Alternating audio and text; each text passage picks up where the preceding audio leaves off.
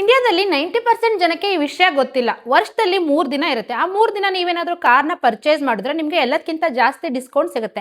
ಆ ದಿನ ದಸರಾ ದೀಪಾವಳಿ ಅಂತೂ ಅಲ್ಲ. First date 30th September. ಈ 30th ಸೆಪ್ಟೆಂಬರ್ಗೆ ಹಾಫ್ ಇಯರ್ ಎಂಡ್ ಆಗುತ್ತೆ. ಯಾರು ಸಿ ಎ ಅಥವಾ ಫೈನಾನ್ಸ್ ಡಿಪಾರ್ಟ್ಮೆಂಟ್ ಅಲ್ಲಿ ಇರ್ತಾರಲ್ಲ ಅಂತವ್ರಿಗೆ ಈ ವಿಷಯ ಗೊತ್ತಿರುತ್ತೆ. ಯಾಕಂದ್ರೆ 30th ಸೆಪ್ಟೆಂಬರ್ ಒಳಗಡೆ ಏನ್ ಸೇಲ್ ಆಗುತ್ತಲ್ಲ ಅದು ಹಾಫ್ ಇಯರ್ ಒಳಗಡೆ ಕೌಂಟ್ ಆಗುತ್ತೆ. ಮತ್ತೆ 30th ಸೆಪ್ಟೆಂಬರ್ಗೆ ಕಾರ್ನ ನೀವು ಪರ್ಚೇಸ್ ಮಾಡೋದ್ರಿಂದ ಜಾಸ್ತಿ ಡಿಸ್ಕೌಂಟ್ ಸಿಗೋದ್ರ ಜೊತೆಗೆ ನೀವು ಕಾರ್ ಡೆಪ್ರಿಸಿಯೇಷನ್ ನ ಕೂಡ ಕ್ಲೈಮ್ ಮಾಡ್ಕೋಬಹುದು. Second date 31st December. ಇಲ್ಲಿ ನಿಮ್ಗೆ ಎಲ್ಲದಕ್ಕಿಂತ ವರ್ಷದಲ್ಲಿ ಎಲ್ಲದಕ್ಕಿಂತ ಜಾಸ್ತಿ ಡಿಸ್ಕೌಂಟ್ ಇದೇ ದಿವಸ ಸಿಗುತ್ತೆ. ಅದು ಕೂಡ ಫ್ಲಾಟ್ ಡಿಸ್ಕೌಂಟ್ ಸಿಗುತ್ತೆ. ಯಾಕಂದ್ರೆ 31st ಡಿಸೆಂಬರ್ಗೆ ಇಯರ್ ಎಂಡ್ ಆಗುತ್ತೆ. ಆ ಇಯರ್ ಏನಾದ್ರು ಆ ಕಾರ್ ಸೇಲ್ ಆಗಿಲ್ಲ ಅಂದ್ರೆ ನೆಕ್ಸ್ಟ್ 1st ಜಾನ್ವರಿಗೆ ಅದು ಹಳೆ ಕಾರ್ ಆಗ್ಬಿಡುತ್ತೆ. ಅಂದ್ರೆ ಯಾರ್ಯಾರು ಕಾರ್ನ ಪರ್ಚೇಸ್ ಮಾಡಕ್ ಹೋಗ್ತಾರಲ್ಲ ಅವ್ರೇನಂತಾರೆ ನ್ಯೂ ಮ್ಯಾನುಫ್ಯಾಕ್ಚರಿಂಗ್ 2026 ಮಾಡೆಲ್ ತೋರಿಸಿ ಅಂತಾರೆ. ಸೊ ಅದಕ್ಕೆ ಏನ್ ಮಾಡ್ತಾರೆ ಅಂದ್ರೆ ಆ ಕಾರನ್ನ 2025 ಮ್ಯಾನುಫ್ಯಾಕ್ಚರ್ಡ್ ಕಾರನ್ನ ಅವರು ತುಂಬಾನೇ ಡಿಸ್ಕೌಂಟ್ ಅಲ್ಲಿ 31st ಡಿಸೆಂಬರ್ಗೆ ಸೇಲ್ ಮಾಡ್ತಾರೆ. Last 31st March. ಆ ದಿನ ಏನಾಗುತ್ತೆ ಫೈನಾನ್ಸ್ ಇಯರ್ ಎಂಡ್ ಆಗುತ್ತೆ.